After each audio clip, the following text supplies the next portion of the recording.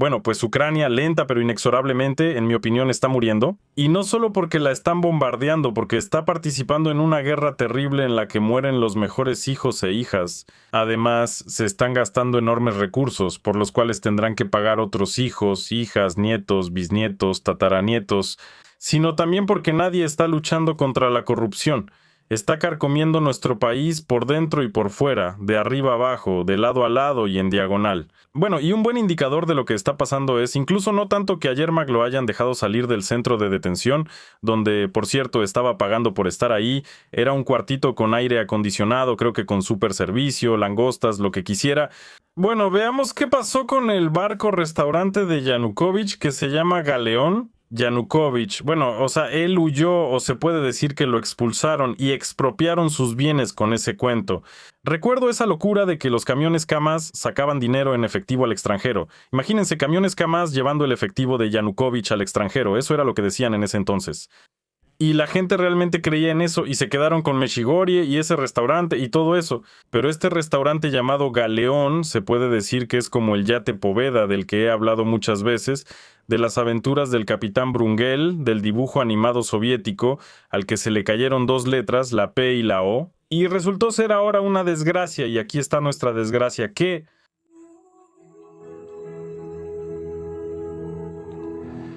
y nuestra veda se hundió y se puede decir que de la misma manera se está hundiendo todo lo estatal, todo lo que está pasando ahora porque lo quitaron, sí, pero ¿qué hacer con eso? Y a nadie le importa, bueno, es propiedad del pueblo, ¿verdad? Pues que se hunda, que se vaya al diablo.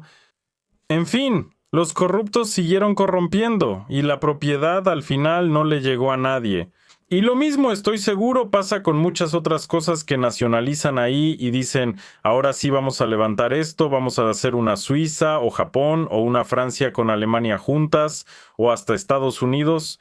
Todavía vamos a alcanzar, a rebasar, a volar más alto, a adelantar, a saltar por encima, pero de alguna manera no se logra. Tal vez sea porque la gente es mala, lo más probable, hay gerentes así, pero ellos son poderosos y la gente es la que no sirve. ¿Y luego qué? Luego viene otra catástrofe, que Ucrania todavía no ha recibido esos mismos 90.000 millones de euros, que deberían entregarse en tramos, pero no los ha recibido porque la Unión Europea y Ucrania no han firmado 3 documentos específicos necesarios para otorgar el crédito a Kiev. Se esperaba recibir el dinero a principios de junio, pero por ahora no puede haber transferencia. La Unión Europea y nosotros necesitamos aprobar el programa de asistencia macrofinanciera que está relacionado con las reformas y circunstancias de Ucrania. Así pasó como se pensaba, como dirían los ucranianos sinceros. ¿Qué más después? Bueno, les cuento, ahora pasemos a Yermak, porque bueno, es el gerente más famoso y poderoso sobre quien Zelensky hablaba, ahora lo encontraré todo, y lo publicaba, creo, en todas partes y en forma de videos cortos. Yermak es un gerente poderoso, uno de los gerentes más poderosos en mi equipo. En fin, Odon es un gerente muy poderoso entre los gerentes poderosos, dice Zelensky, perfecto. Lo respeto por el resultado. Él hace lo que yo le digo. Sí, y lo que hace, continuaré ya por Zelensky, esto lo mostré, lo que le dice Zelensky. Él mismo, bueno, es poderoso. De nuevo, ya como dirían los ucranianos sinceros, bueno, y ahora este poderoso gerente cuenta de dónde sacó el dinero. Él mismo es pobre, como dice, no tiene yates, ni barcos, ni fábricas, solo tiene un poco de dinero que pusieron por él. Entonces, una parte significativa de los 140 millones de grivnas, por los cuales fue posible que Yermak saliera del centro de detención preventiva, donde pasó todo el fin de semana, fue proporcionada por 7 empresas privadas que en total transfirieron más de 94 millones de grivnas. Y eso es incluso más de lo necesario. No sé en qué pensaban cuando enviaban el dinero, pero al parecer Zelensky dio la orden de que sacaran a su amigo, camarada y hermano y a otros de esos calabozos y que íbamos a salvar a esa persona. La mayor contribución la hizo una institución de investigación científica y peritaje judicial, así se llama la organización. La verdad no sé, es como llamar a una lavadora. Pero en general sí, también se puede llamar tienda a una tienda, como una tienda de electrodomésticos que vende lavadoras necesarias en casa para lavar la ropa. El nombre es bueno, la compañía es buena. Dicen que esta compañía, bueno, aquí no se dice, sí, fue organizada, fue fundada en el año 17, hasta septiembre del 25 participó en licitaciones.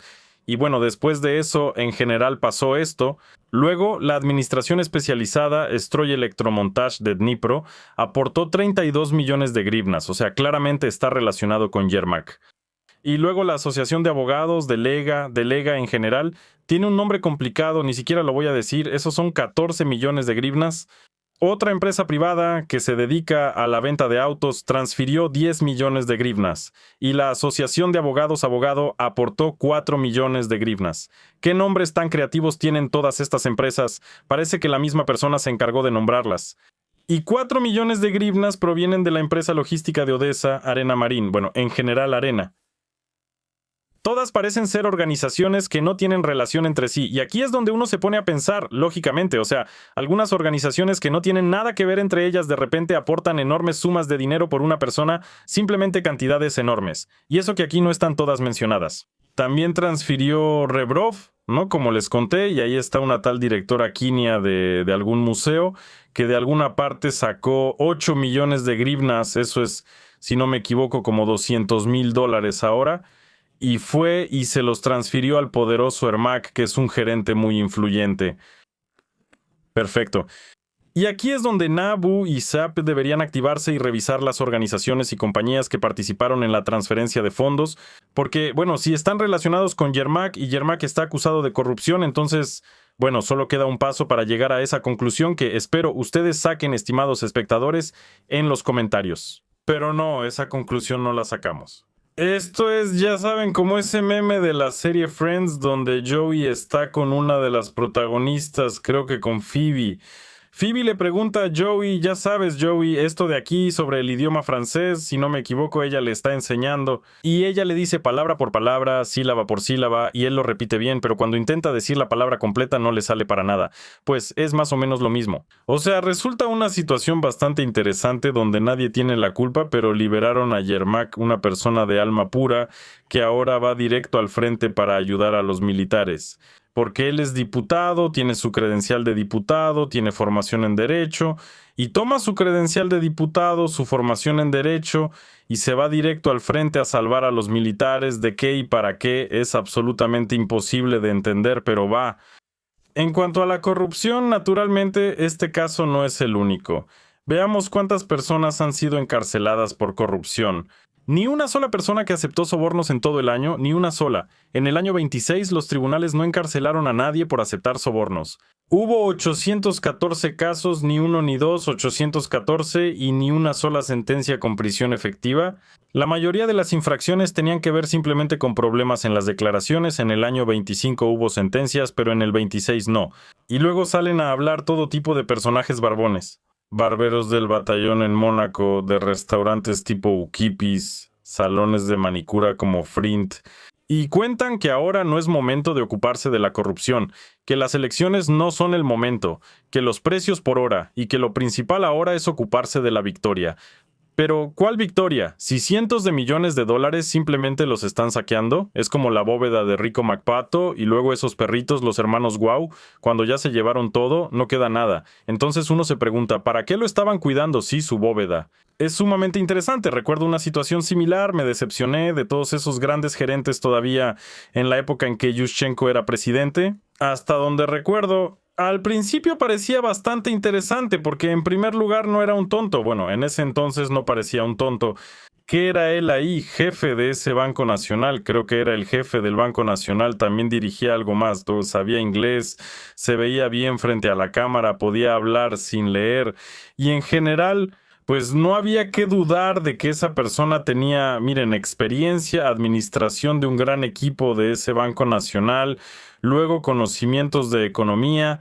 De nuevo, muchos pensaban que él ayudaría al país porque es financiero, economista, y que ahora haría de aquí otra Suiza. En fin, seguimos bromeando sobre ese tema.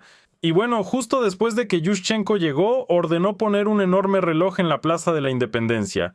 y ese reloj debía mostrar cuántos corruptos iban a encarcelar. ¿Qué creen? ¿Cuántos corruptos encarcelaron? Ese reloj después lo quitaron con vergüenza, no encarcelaron a nadie, todos literalmente se burlaban de eso. Eso fue hace mucho, pero aún así. Y parecía gracioso, pero ya era triste, y quedaba claro que nadie iba a encarcelar a nadie, porque ¿por qué? Porque nunca la mano derecha va a golpear a la izquierda, a quien pertenecen ambas. A un solo cuerpo, y ese cuerpo está ocupado en ciertas tareas en las que participan tanto la mano izquierda como la derecha. Por eso ahora está pasando exactamente lo mismo, solo que la situación en el país es mucho, mucho, mucho peor que en tiempos de Yushchenko. De Dabula, en resumen, ¿y qué nos dicen aquí? Solo 6 casos sobre recibir o ofrecer sobornos fueron considerados en los tribunales, y al final todos los sospechosos solo recibieron multas. También se supo que la cantidad de casos disminuyó casi en un tercio. Antes eran 1,109 y ahora son 814. Bueno, ¿y qué? Si hay más dinero de corrupción pero menos casos de corrupción, pues ¿no es lógico? No, claro que no es ilógico, pero de eso es de lo que hablo. La corrupción simplemente corroe al país desde adentro, como el óxido corroe algunos objetos metálicos, así más o menos la corrupción corroe, solo que aún más de manera más activa. Pero además, la guerra naturalmente tampoco se detiene, la corrupción es corrupción, pero la guerra sigue adelante. E incluso sin el dinero de la Unión Europea, aquí el Estado Mayor reveló la geografía de los nuevos ataques de las Fuerzas Armadas de Ucrania, además de Moscú, además de esas mismas Yimki, parece que también atacaron una serie de otros objetivos. La noche del 17 al 18 de mayo, entre los objetivos había una lancha entera en la zona de Kaspisk. Es la retaguardia más profunda, luego varios puntos de control de drones rusos y después personal enemigo. Y además, algo más. Un avión de patrulla, un helicóptero K-27, una estación, en fin, algo más. En resumen, aquí se destruyó de todo. Bueno, ¿qué se puede decir? Victoria, vencimos a todos y ahora podemos regresar con la victoria.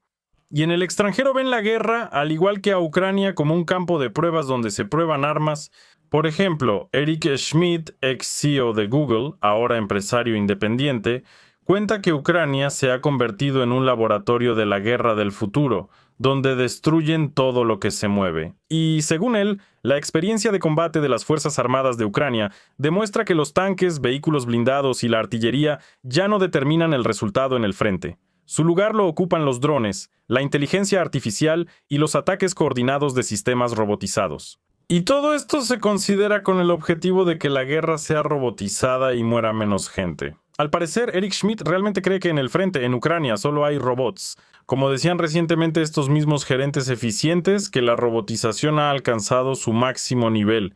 Mostraron un tractor raro, con un arma casi atada con alambre, algún cañón, y ese tractor supuestamente obligó a los rusos a abandonar sus posiciones. Bueno, tal vez, claro, no lo discuto, ¿para qué discutir aquí? Por supuesto, el tractor es muy poderoso, así que sí. Bueno, ¿y qué? Vamos a ver de nuevo a los gerentes. Hay muchos aquí, ¿dónde están? Aquí están, y esta vez los va a invitar Ilinsky. Bueno, escuchemos a los payasos. Adelante, camaradas. Sí, ahora estos gerentes van a presentarse. Aquí, por ejemplo, hay un camarada que se volvió cosaco. Bueno, de inmediato se nota que es militar, una persona de voluntad excepcionalmente fuerte, físicamente preparado, se nota, también es un intelectual y en general lo tiene todo. Y ahora él cuenta que cada uno, literalmente cada persona, debe servir a su país de alguna manera. Pero ante todo, uno debe empezar por sí mismo. Sí, o sea, aceptar estas circunstancias. Sí, exactamente. Aceptar estos desafíos. Así es, así es. Y empezar a moverse. ¿Dónde están los puntos de poder para que nos movamos sincronizadamente? Exacto, en este camino. Y ver en qué puedo ser útil en esta etapa de la vida. No solo en estas condiciones, no solo para mí. Entonces, ¿de qué manera soy útil? Ajá. ¿Qué puedo hacer por las personas que me rodean? Y esto no solo se refiere a las tropas. ¿Y qué hiciste tú, me pregunto? O sea, ¿qué ha hecho este milagro barbudo por las personas a su alrededor, por la gente que lo rodea? ¿Qué? ¿Solo hablar sin parar con los audífonos frente a la cámara? Bueno, es una de esas miles de cabezas parlantes de las que hablaba la ex vocera de Zelensky, Yulia Mendel, al contar sobre el concepto, por así decirlo, y la estrategia de Zelensky para llevar a cabo campañas informativas. Dicen que la gente creerá cualquier cosa, iba a decir rápidamente, pero en general cualquier cosa si se repite lo suficiente, y que lo repitan 1000 cabezas.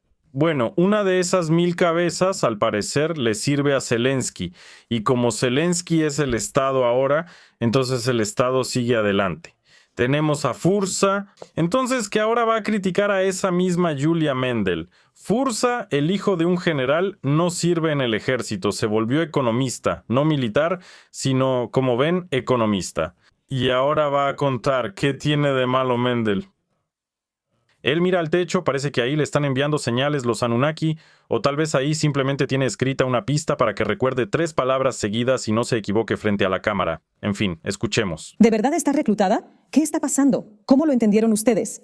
Hace mucho que ella se volvió una loca del pueblo, pero que tenía alguna relación con el poder y después, como no era nadie y siguió sin ser nadie, perdió todo eso. Fursa de inmediato empezó a echarle tierra. Bueno, naturalmente, si deshumanizas a una persona, por cierto, esa es una táctica que se usaba en los años 40, ya saben por quién, o sea, la deshumanización de una nación en particular. Aquí se trata de la deshumanización de una persona. Decir que sí, que es una loca del pueblo, por eso no tiene ninguna objetividad, no la tiene y no tiene sentido escucharla. Pero de nuevo, creerle a Fursa es jaja. Y ella quiere llamar la atención, quiere que hablen de ella. Y se dejó llevar, su sí que no aguantó. Pero me da curiosidad, ¿acaso Fursa no quiere que lo noten, que hablen de él? ¿Por qué entonces aparece de la nada? Todos los santos días está ahí delante de nosotros con esa cara suya, con los músculos faciales y orales tan desarrollados, y habla de cualquier cosa. Todos los días hay un tipo en el estudio contando que ella quiere ser popular, pero amigo, aunque estés todos los días en el estudio, eso no te hace popular. Nadie quiere a Fursa, todos lo escuchan solo por necesidad, creo que solo en el canal de YouTube Europa para Ucranianos, porque aquí lo muestran. Y si alguien me mostrara a un personaje así nada más, sin un blog, ese televisor volaría más lejos de lo que puedo ver, o sea, lo apagaría y me olvidaría de él por muchos años. De hecho, tengo una tele, pero solo la uso para jugar y nada más, por cierto, la tele es grande y buena. Y empezó todo el discurso ruso del que ella habla mucho, empezó a repetir los discursos rusos. Ella escribe que hay que rendirse, que en Ucrania hay una dictadura, que hay que salir a las calles. Pero en Ucrania no hay dictadura, claro que no, eso no es verdad, no, vamos a seguir adelante, necesitamos la victoria, necesitamos las fronteras del 91 sin dictadura, en un país puramente democrático, que es un país en un smartphone, Ucrania en un smartphone, consolas digitales, smartphone, digital, o sea, democracia digital, todo está genial. A los rusos, en realidad, si ella hubiera llegado a alguien con autoridad, entonces habría habido más problemas, pero por suerte, ella no alcanzó a una audiencia así. Sí, Carlson, que tiene millones y millones de oyentes, no es alguien con autoridad, no, para nada. Carlson para nosotros, pues así, para blanquear, pintar, apenas se sentó frente al micrófono. Porque ahí todos ven cómo ella perdió la cabeza. Lo único interesante es, ¿desde cuándo dejan salir por televisión cosas tan sucias? Bueno, ¿cómo es que Pasha Kukta sigue viviendo con ella hasta hoy? A mí me da curiosidad, ¿no? ¿Desde cuándo dejan salir en la televisión cosas tan sucias con palabras así groseras, vulgares? O sea, en cuanto al periodismo, vi hace poco unos videos de gente soviética, les preguntaban algo en la calle. No importa de qué se trataba, lo importante es lo bien que hablaban. Qué bonito hablaban sin groserías para unir palabras comunes, sin esas muletillas como, bueno, como los ucranianos, esos de las barberías que todo el tiempo repiten mira, tipo, extremadamente. Y ahí hay algunas otras palabras además de las groserías, pero palabras groseras hay muchas más. Y tratan de unir palabras en frases, frases en oraciones. Bueno, intentan formular de ellas un texto más o menos claro, pero obviamente no les sale. Y también se nota en Fursa. Puras groserías, puras vulgaridades. Se insultan entre ellos y además con palabras que, bueno, tal vez usábamos en 9º grado, en 10º y eso que ya ni siquiera... Bueno, ahí está sentado ese tipo, como de unos 50 años, y cuenta cosas diciendo groserías entre cada palabra. Luego, ¿qué más? Vamos a escuchar a un diputado, otra vez está destruyendo Rusia, es nuestro diputado Ariyev, ahora se los voy a mostrar. Miren, qué flaquito está este personaje otra vez contando cosas. Casi siempre habla de la invencibilidad, el poder, el frente y todo eso. Pero ahora este diputado, otra vez con músculos faciales muy desarrollados, después de luchar contra el enemigo, creo yo, con ciertos líquidos en el restaurante, y tal vez se comió un par de tortitas de carne, tal vez incluso 3, quizá no solo un par, después de todo, es una persona fuerte. Ahora nos va a contar que Rusia se está desmoronando. El colapso instantáneo de Rusia, claramente. Ajá. Simplemente está usando al máximo sus habilidades oratorias. Incluso el periodista se volteó y piensa, Dios mío, ¿a quién estamos invitando? Creo que el colapso de Rusia es completamente inevitable y en este caso definitivamente será un conflicto interno que tarde o temprano ocurrirá. ¿Se puede hablar sin cada 2 palabras? Pues es raro escucharlo siendo diputado.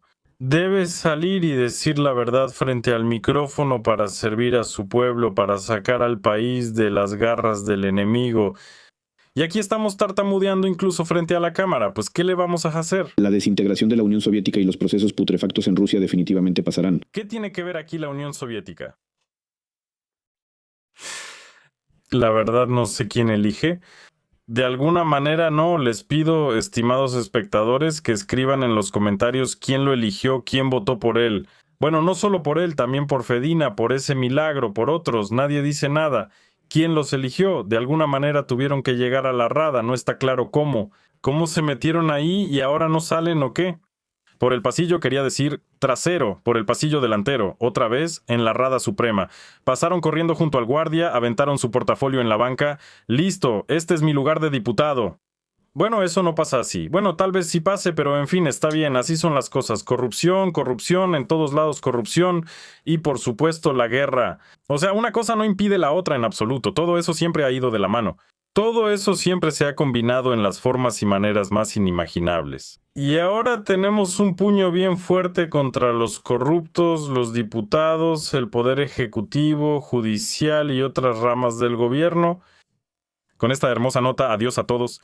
Los hombres de 40 años normalmente tienen familias, hijos y algunos tienen algún negocio. Hay que darles un poco de tiempo para arreglar sus asuntos, para pasar sus responsabilidades. Disculpa, escribir un testamento, bueno, certificarlo ante notario, para que en caso de que mueras, tu mujer no tenga que andar de oficina en oficina, para que no la estén mandando de un lado a otro. Eso es una muestra de respeto hacia la persona a la que el Estado le pide que vaya a defenderlo.